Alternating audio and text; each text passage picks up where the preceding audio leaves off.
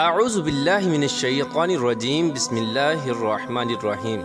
اللہ تبارک و تعالیٰ کے نام سے شروع جو بڑا مہربان اور نہایت رحم کرنے والا ہے۔ ایک دن فرعون اپنے محل کے اندر چین کی نیند سو رہا تھا کہ ایک دم گھبرا کر اٹھ گیا۔ فرعون نے ایک دردناک خواب دیکھا جس خواب نے اس کی نیند کو اڑا کر رکھ دیا۔ اس ہیبت ناک خواب کو دیکھنے کے بعد فرعون نے کل اپنے دربار کے اندر تمام نجومیوں کو اکٹھا کیا اور اپنے خواب کی تعبیر معلوم کرنے کا کہا۔ فرعون نے نجومیوں کو بتایا کہ اس نے یہ خواب دیکھا ہے کہ بیت المقدس سے ایک آگ ظاہر ہوئی ہے جس نے تمام قبطیوں کو جلا کر راکھ کر دیا، جبکہ بنی اسرائیل کے مسلمانوں کو کچھ بھی نہ کہا۔ چنانچہ اس وقت تمام نجومیوں نے اپنے علم کا استعمال کیا اور اس خواب کی تعبیر نکالی، اور نجومیوں نے فرعون کو خواب کی یہ تعبیر بتائی کہ بنی اسرائیل میں ایک ایسا بچہ پیدا ہوگا جو تمہاری سلطنت کو تباہ و برباد کر دے گا اور خود تمہاری سلطنت پر قابض ہو جائے گا۔ چنانچہ فرعون نے اس خواب کی تعبیر سن کر اپنی سلطنت کے چھن جانے کے خوف سے قبطیوں کو یہ حکم جاری کیا کہ بنی اسرائیل کے ہر گھر کی نگرانی کی جائے، اور جس گھر میں بھی بچہ پیدا ہو اس کو قتل کر دیا جائے، اور بنی اسرائیل کے مردوں کو روک دیا جائے کہ وہ اپنی عورتوں کے بالکل بھی قریب نہ جائیں۔ چنانچہ اس طرح فرعون کا حکم پاتے ہی بنی اسرائیل کے ہر گھر کی نگرانی ہونے لگی، اور بنی اسرائیل کے مسلمانوں کے گھر میں جو بھی بچہ پیدا ہوتا اس کو قتل کر دیا جاتا۔ لیکن اللہ تبارک و تعالیٰ کی تقدیر میں جو کچھ لکھا تھا وہ ہو کر ہی رہنا تھا۔ اسی قتل و غارت کے دوران اللہ تبارک و تعالیٰ کی قدرت سے 2 بچے ایسے پیدا ہوئے جو اس قتل و غارت سے بچ گئے، اور اللہ تبارک و تعالیٰ کی قدرت یہ کہ ایک بچہ فرعون کے گھر میں پرورش پانے لگا، اور دوسرا بچہ جس کو اس کی ماں نے قتل کے ڈر سے ایک دور پہاڑ کے اندر چھوڑ دیا تھا، اس کی پرورش کے لیے اللہ تبارک و تعالیٰ نے اپنے سب سے مقرب فرشتے حضرت جبرائیل علیہ السلام کی ڈیوٹی لگائی۔ چنانچہ حضرت جبرائیل علیہ السلام روز اس بچے کے پاس آتے اور اس کے منہ میں اپنی انگلی داخل کرتے۔ اس انگلی کی وجہ سے اس بچے کو خوراک اور دودھ ملتا، جس کی وجہ سے اس بچے کی نشو و نما ہونے لگی۔ چنانچہ وقت اسی طرح گزرتا گیا اور وہ دونوں بچے جوان ہو گئے۔ اتفاق سے دونوں بچوں کا نام موسیٰ تھا۔ لیکن اللہ تبارک و تعالیٰ کی قدرت یہ کہ جو بچہ فرعون کے گھر میں پرورش پایا وہ بڑا ہو کر اللہ تبارک و تعالیٰ کا مقرب نبی حضرت موسیٰ علیہ السلام بنے، اور جس بچے کی پرورش اللہ تبارک و تعالیٰ کے سب سے مقرب فرشتے حضرت جبرائیل علیہ السلام نے کی تھی وہ بڑا ہو کر بدبخت سامری جادوگر بنا۔ پیارو دوستو، ادھر جب فرعون کا ظلم و ستم حد سے بڑھنے لگا تو اللہ تبارک و تعالیٰ نے اپنے پیارے نبی حضرت موسیٰ علیہ السلام کو یہ حکم جاری کیا کہ وہ اپنی قوم کو لے کر مصر سے روانہ ہو جائیں، اور اللہ تبارک و تعالیٰ فرعون پر دردناک عذاب نازل فرمانے والا ہے۔ چنانچہ حضرت موسیٰ علیہ السلام اللہ تبارک و تعالیٰ کے اس حکم کی تکمیل کرتے ہوئے اپنی قوم کو لے کر مصر سے روانہ ہو گئے۔ چنانچہ جب حضرت موسیٰ علیہ السلام اور باقی تمام مسلمان دریائے نیل کے قریب پہنچے تو ادھر فرعون کو یہ خبر ملی کہ حضرت موسیٰ علیہ السلام اور اس کی قوم مصر کو چھوڑ کر جا رہے ہیں۔ یہ خبر سنتے ہی فرعون نے اپنے لشکر کو تیار کیا اور اپنے لشکر کو یہ حکم دے دیا کہ بنی اسرائیل کے تمام مسلمانوں کو اور حضرت موسیٰ علیہ السلام کو قتل کر دیا جائے۔ چنانچہ فرعون کا لشکر حضرت موسیٰ علیہ السلام کے لشکر کا تعاقب کرتے ہوئے ان کے پیچھے چل پڑا۔ ادھر جب حضرت موسیٰ علیہ السلام اور بنی اسرائیل کے تمام مسلمان دریائے نیل کے کنارے پہنچ گئے تو حضرت موسیٰ علیہ السلام نے اللہ تبارک و تعالیٰ کی بارگاہ میں دعا کی اور دریائے نیل کے اندر سے رستہ طلب کیا۔ چنانچہ اس وقت اللہ تبارک و تعالیٰ نے حضرت موسیٰ علیہ السلام سے حکم ارشاد فرمایا کہ اپنے عصا مبارک کو دریائے نیل کے کنارے مارو۔ تو اس وقت حضرت موسیٰ علیہ السلام نے اپنے عصا مبارک کو اللہ تبارک و تعالیٰ کے حکم سے دریائے نیل کے کنارے پر مارا، تو اس وقت دریائے نیل 2 حصوں میں تقسیم ہو گیا اور دریائے نیل کے اندر سے ایک وسیع رستہ بن گیا۔ حضرت موسیٰ علیہ السلام اور تمام بنی اسرائیل کے مسلمان اس رستے کو عبور کرتے ہوئے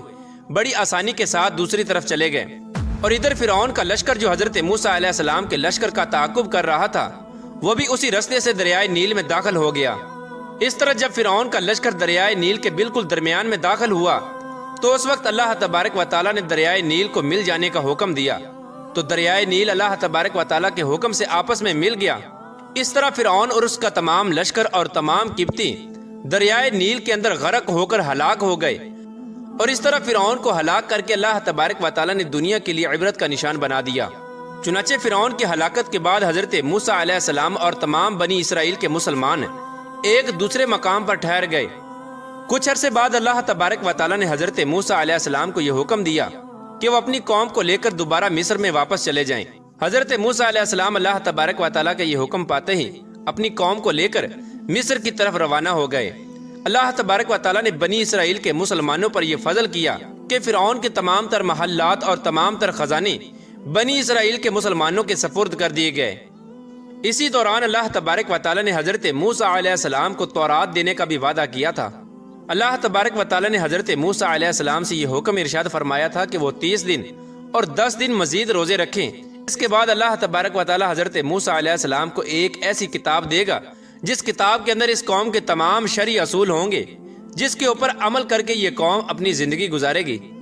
اور جس کتاب کے اندر اس قوم کی شریعت ہوگی۔ چنانچہ اس وقت حضرت موسیٰ علیہ السلام نے اپنے بھائی حضرت ہارون علیہ السلام کو قوم بنی اسرائیل پر خلیفہ مقرر کیا اور خود اللہ تبارک و تعالیٰ کا یہ حکم پورا کرنے کے لیے کوہ طور پہاڑ پر چلے گئے، اور حضرت موسیٰ علیہ السلام کوہ طور پر جا کر اللہ تبارک و تعالیٰ کی عبادت میں مشغول ہو گئے اور روزے رکھنے لگے۔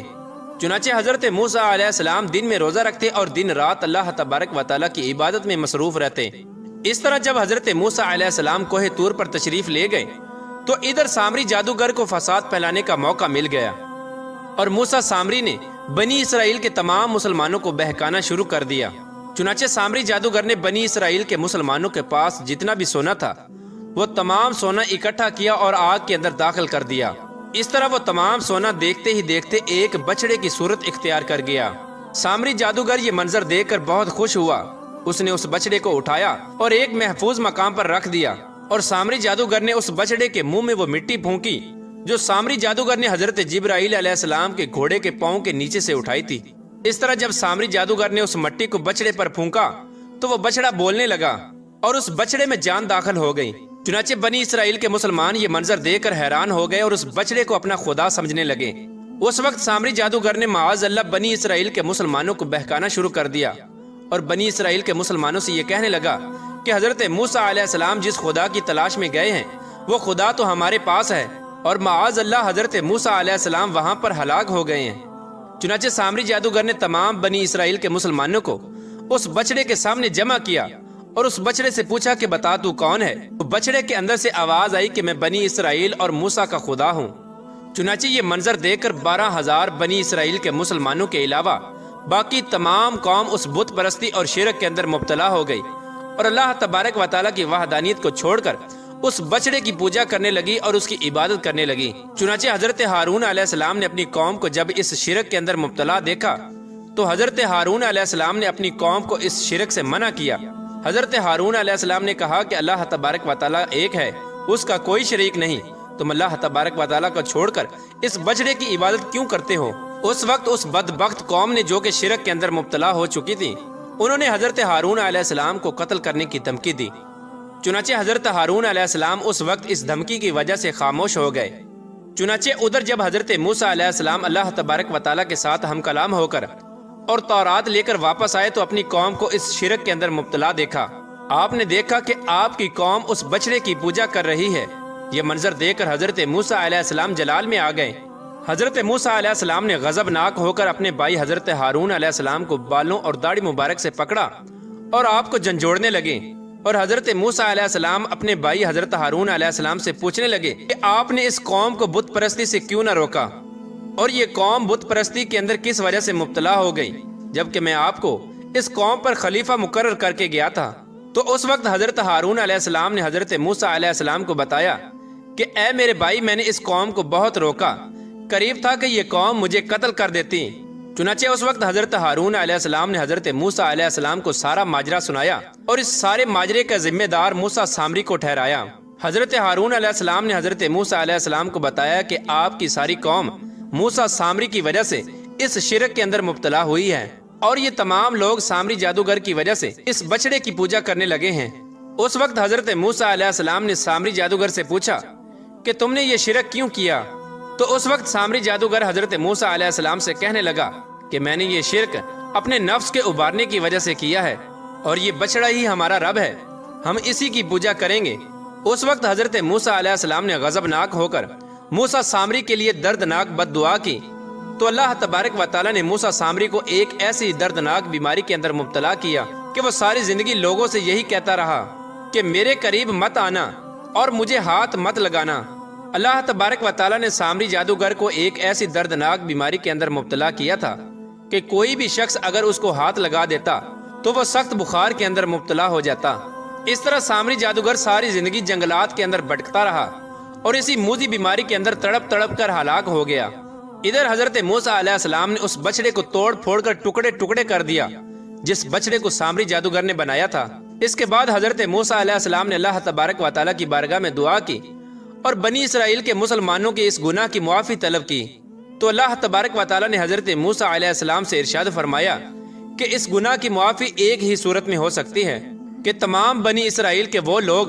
جو اس شرک کے اندر مبتلا تھے وہ اپنے عزیز و اقارب کو اور اپنے قریبی رشتہ داروں کو اپنے ہاتھوں سے قتل کریں۔ چنانچہ اس طرح بنی اسرائیل کے وہ تمام لوگ جو اس شرک کے اندر مبتلا تھے انہوں نے اپنے ہاتھوں سے اپنے آپ کو قتل کر دیا اور اپنے عزیز و اقارب کو اپنے ہاتھوں سے نیست و نابود کر دیا۔ اس طرح اللہ تبارک و تعالیٰ نے اس بدبخت سامری جادوگر کو ہلاک کیا اور اس شرک کے اندر مبتلا اس قوم کو دردناک سزا دی۔ اللہ تبارک و تعالیٰ سے دعا ہے کہ اللہ تبارک و تعالیٰ ہمیں شرک جیسی غلاظت سے محفوظ فرمائے اور اللہ تبارک و تعالیٰ کی وحدانیت پر یقین رکھنے کی توفیق عطا فرمائے۔ اللہ تبارک و تعالیٰ سے دعا ہے کہ حضور پاک صلی اللہ تعالیٰ علیہ وآلہ وسلم کی محبت کے اندر جینا مرنا نصیب فرمائے اور ان کی محبت کے اندر زندگی گزارنے کی توفیق عطا فرمائے۔